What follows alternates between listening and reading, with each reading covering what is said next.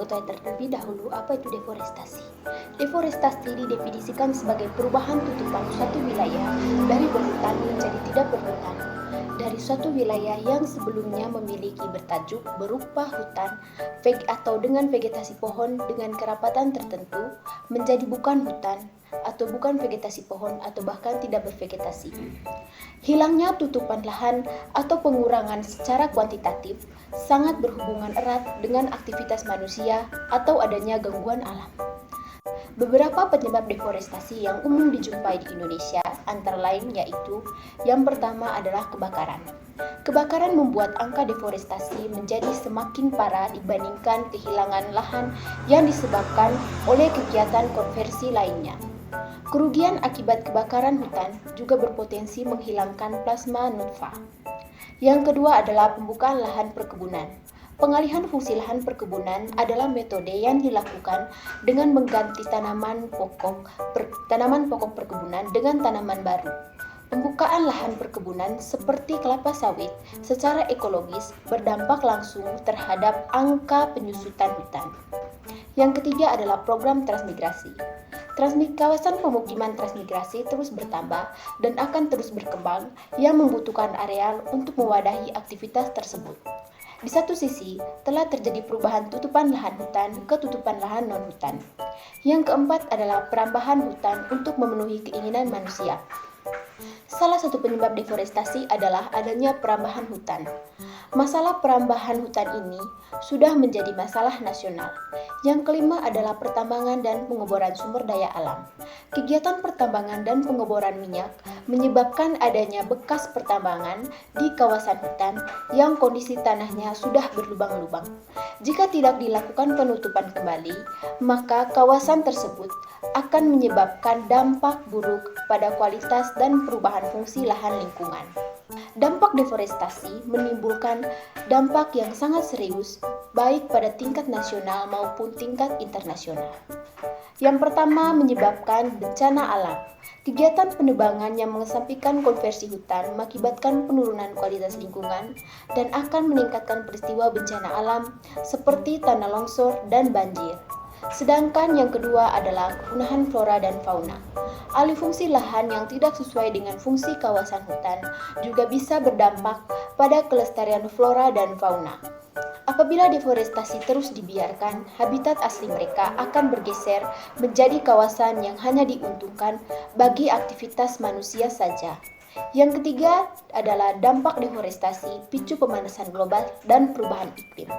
Peran hutan berperan untuk menyimpan cadangan-cadangan karbon secara besar, sehingga deforestasi berpengaruh sangat besar terhadap perubahan iklim yang berkaitan dengan karbon-karbon yang ada di udara dan pada tanah gambut. Sedangkan dampak yang keempat adalah tergabungnya siklus air.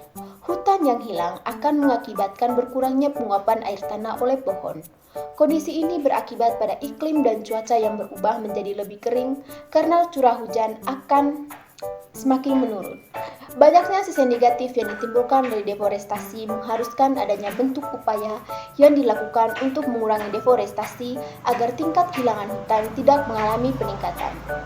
Salah satu cara pencegahan deforestasi adalah melakukan upaya konservasi sumber daya alam. Beberapa upaya yang dapat dilakukan diantaranya sebagai berikut. Yang pertama adalah penebangan dengan sistem tebang pilih. Tebang pilih adalah salah satu sistem silvikultur yang diterapkan di Indonesia. Metode tebang pilih dilakukan pada hutan alam taks umur sebagai salah satu subsistem dari sistem pengolahan hutan.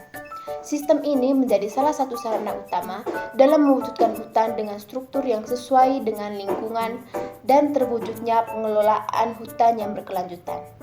Yang kedua adalah dengan melakukan reboisasi dan penghijauan.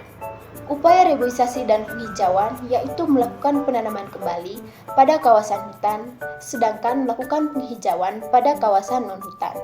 Karena hutan yang mengalami gundul tak mampu menjalankan fungsinya dengan baik. Solusi yang ketiga adalah pengawasan hutan. Pengawasan ini dilakukan untuk pengamanan aset hutan dalam mencegah serta mengendalikan terjadinya gangguan, kejahatan maupun ancaman yang meliputi hutan yang ada di Indonesia. Pengawasan ini dapat dilakukan secara langsung dengan aparat yang berwenang. Berikut Selanjutnya kita akan membahas tentang ajaran gereja terkait dengan lingkungan. Seperti yang difirmankan oleh Tuhan dalam kitab Kejadian bab 1 ayat 28 dan Kejadian bab 1 ayat 29. Kedua perikop ini menegaskan pemanfaatan yang dikehendaki Tuhan, tentunya bukanlah pemanfaatan yang tidak beretika. Sumber daya alam yang melimpah ini diciptakan oleh Tuhan dengan tujuan untuk memenuhi kebutuhan manusia yang harus diimbangi dengan sikap etis berupa tindakan pemeliharaan dan pelestarian.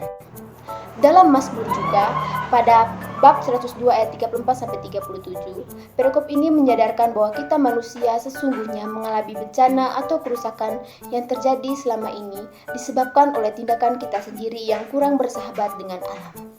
Tujuan utama yang semula ingin mencapai kesejahteraan hidup menjadi tidak tercapai oleh karena ulah manusia yang kurang bijak dalam pemanfaatan sumber daya alam. Dari ensiklik ini, kita sebagai umat beriman dapat meneladani Santo Fransiskus dari Assisi dalam memperlakukan alam. Santo Fransiskus Assisi menunjukkan sikap hormat pada makhluk hidup karena ia melihat Tuhan di dalam setiap makhluk hidup yang ia temui. Pantaslah kita juga sadar bahwa seluruh hewan, tumbuh-tumbuhan, dan alam sekitar merupakan ciptaan dari Allah sendiri. Sebuah karya agung yang tidak tertandingi keindahannya, tentu mengandung cinta Allah terhadap manusia melalui keberadaan setiap makhluk hidup sekitar kita. Kesimpulan dari pembahasan kali ini adalah sikap manusia terhadap alam manusia yang diciptakan segambar dengan Allah juga mempunyai arti bahwa lingkungan yang diberikan oleh Allah untuk manusia harus dipelihara dengan baik. Bukan hanya dimanfaatkan saja atau malah dirusak dengan sikap yang tidak terpuji. Pemanfaatan alam harus memperhatikan sisi penanaman kembali. Jangan hanya mementingkan kepuasan atau tercapainya kesejahteraan manusia. Perlu diingat bahwa semua memiliki batas, termasuk sumber daya